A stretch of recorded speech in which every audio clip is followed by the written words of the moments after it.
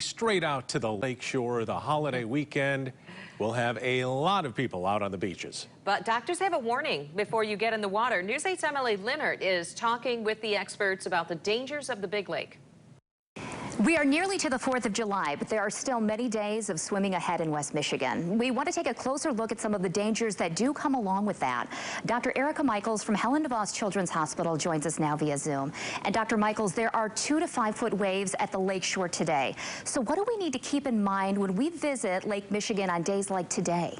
I would definitely recommend that if you're going to head to the lakeshore, you go there with your mindset that it may not be safe to swim.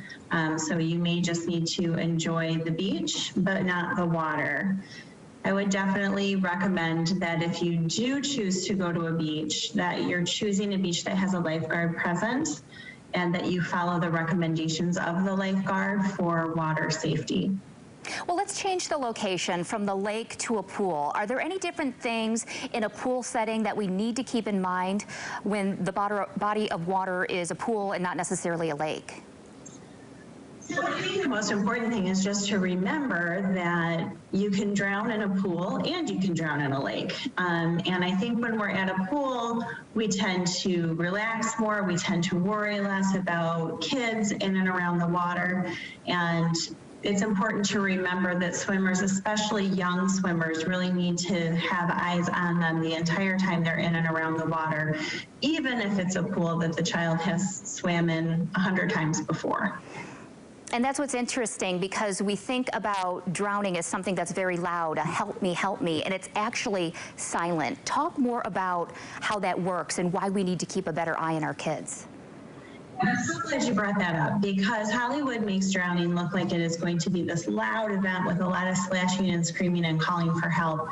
And if the victim had the amount of oxygen and energy to scream and scream loudly and splash, drowning would happen a lot less often. Generally speaking, by the time somebody's really in trouble in the water, they're doing everything they possibly can just to keep their face above the water.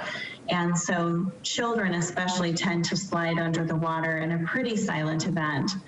So that's why it's important that there's a designated sober adult watching kids when they're in and around the water, because you're not going to necessarily hear anything.